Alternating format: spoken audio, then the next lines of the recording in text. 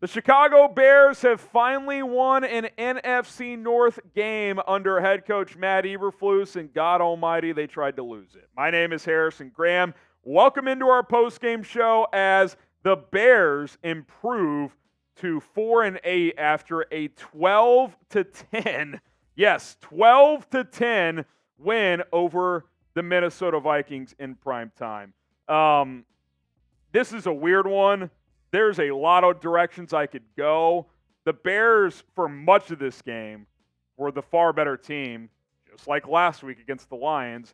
And self-inflicted wounds, penalties, 2 Justin Fields fumbles late, and some other circumstances let the Vikings hang around, and you almost lost it. But your quarterback did drive down late to win it, so that does count as well. We'll dive into the quarterback in a second, but I think we got to start here with you guys.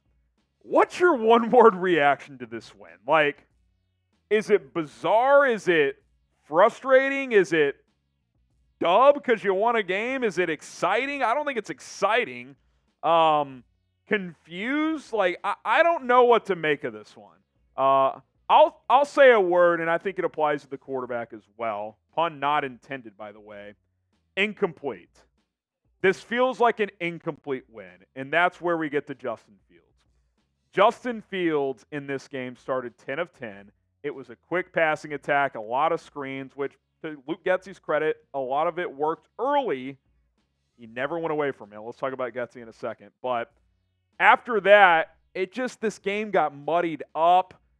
Like last week, the Bears couldn't capitalize off turnovers. They got 4 off of Josh Dobbs.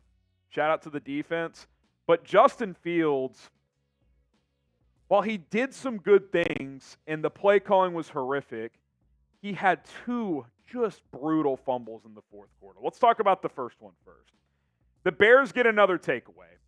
They get a couple first downs. They're in Vikings territory, well within field goal range. I think around the 25 or so. Like, you'd be surprised if Santos missed it from where they were. And Justin Fields fumbles the football. I thought it was a decent punch out, but just you can't fumble in that situation. In a game like this, 9-3, early, midway through the fourth, I think it was about 10 minutes left or so. At worst, you've got a field goal there. You go up 12-3, make it a 2-score game, which in a game like this, with how the defense was playing, yes, I know last week happened, probably insurmountable, which ended up being the case. 12 points won the game. So that happened. Then your defense gets another stop, I believe. Justin Fields and the offense gets the ball back. The Vikings go take the lead 10-9 with, I think, right at 6 minutes left. So they cash in on the turnover, of course. You knew it was coming. I said it right after the fumble. Vikings are going to go up 10-9. You could take that to the bank. And then I tweeted this out with 6 minutes left. Biggest drive of Justin Fields' career, fair or not, he's got to go win the game right now. And then he fumbled. And you're like, I think we just watched the end of the Justin Fields era. Sure, he might play these final 5 games, but in a game that you controlled, he put the ball on the ground twice in the fourth quarter. Luckily for Fields, the defense got another stop, forced a punt with about 2:20 left, and to Justin Fields' credit, we got to be fair on both sides of the coin. He got an extra chance thanks to the defense. He drove him down and won the game. Got a couple of first downs with his feet. And then on 3rd and 10, after the 2 plays before, I think the Vikings dropped 8 both times. Heavy cloud coverage. Fields couldn't find receivers, had to throw the ball away both times. On 3rd and 10, he hangs in there, 4-man rush, and delivers a strike.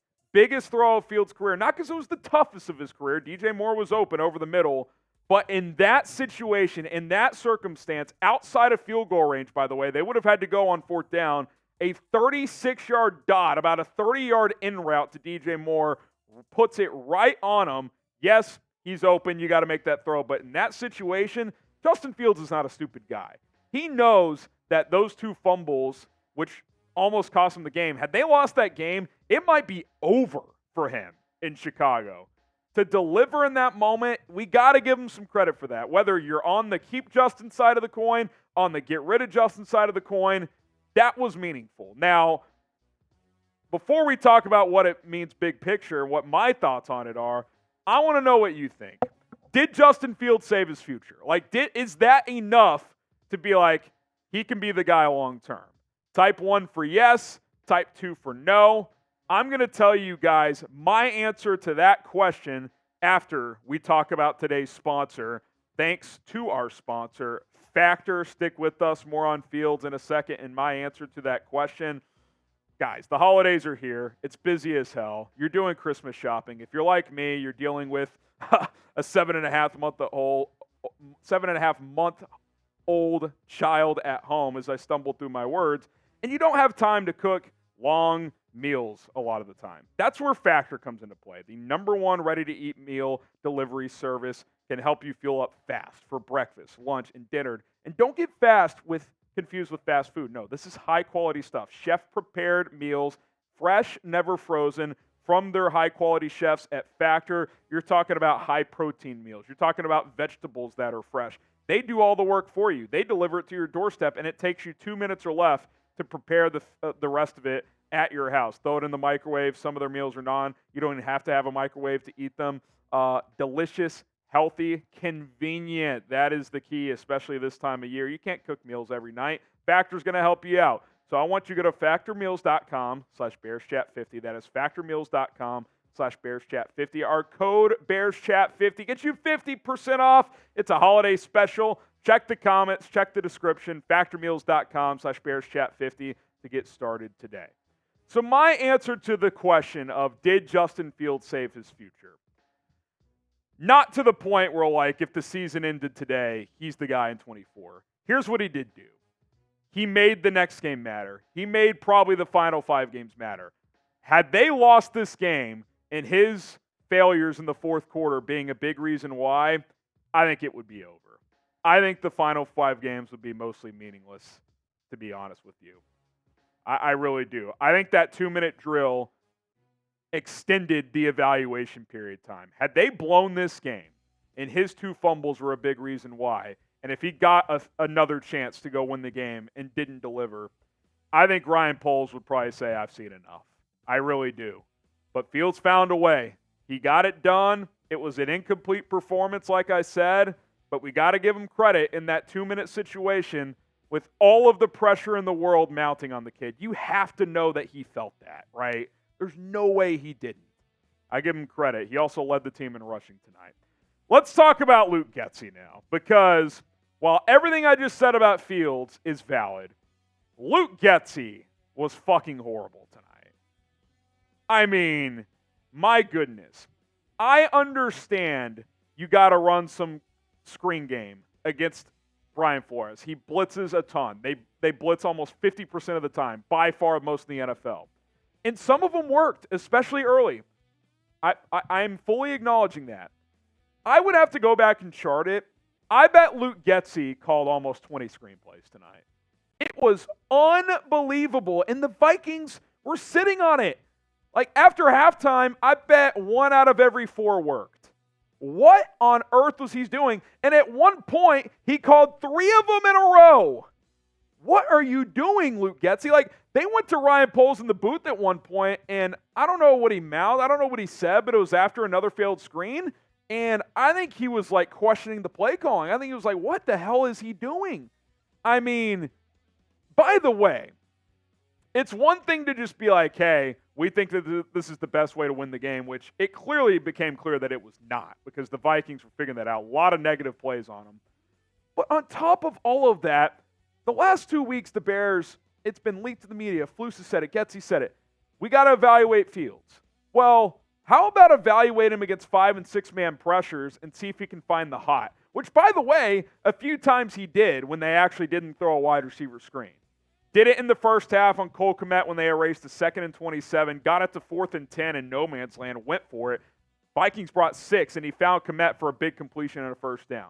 Another time they brought 6. He found DJ Moore for a 4- or 5-yard stick route. Like, he proved multiple times he could do it. Now, he missed a couple throws too. Okay, sure.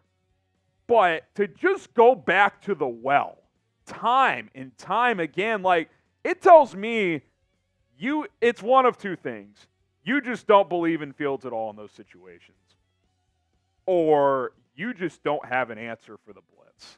You don't have an answer for the Vikings counter. Like, here's what I know. I know the Bears drove down late, and I guess Getsy gets a little credit for that. But again, it was 3rd and 10, and I don't want to say Fields bailed them out, but Fields made the play. Brian Flores kicked Luke Getsy's ass tonight. Let's be honest. Now, you could say the same on the flip side. Matt Eberflus kicked Kevin O'Connell's ass. Sure. Flus called a great game. But again, he's the head coach, not the defensive coordinator. That's why when people are like, well, maybe Flus is the guy. The defense is awesome. If he was the defensive coordinator, I'd be thrilled with Matt Eberflus. He's the head coach, though. Like, he's in charge of it all. Like, the offense, he has involvement there, too. Special teams. Like, you don't keep him just because the defense is doing well. So let's keep that clear. But Luke Getsy tonight, I mean, I know they won, but you could still make a strong argument that the Bears should fire him during the bye week. That was abysmal. And I truly believe had they lost this game, he would have been fired. It was that bad. I mean, they kept going to it. They ran 3 in a row. Twitter was national media members, people who don't even watch or cover the Bears. What is up with all these screens? Like, everybody knew. And Luke Getsy kept going back to it. I mean, I fully expected him to go to that well in the 2-minute drill. So I guess he gets credit for not doing that. But let me know, should the Bears still fire Luke Getsy even after a win? I'd think about it. I mean, it was embarrassingly bad from him tonight. I would rather Justin Fields go out there, throw a bunch of picks, take a bunch of sacks.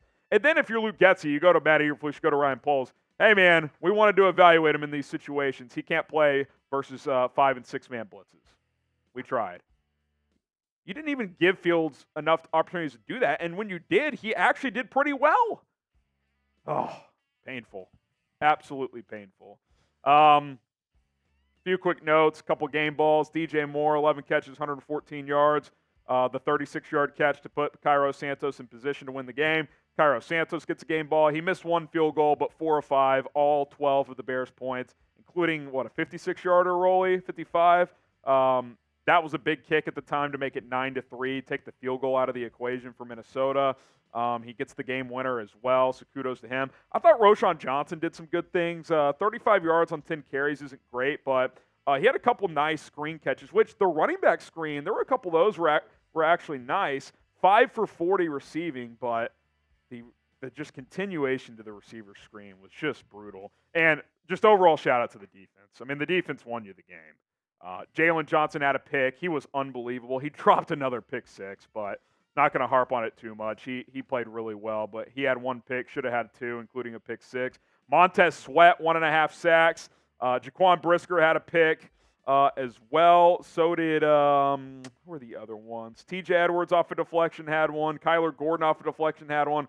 Rough night for Josh Dobbs, man. The Vikings, they may go back to Jaron Hall. He was not good tonight, but Bears win 12-10. It was ugly as hell, but Matt Eberflus avoids an 0-10 start in NFC North games.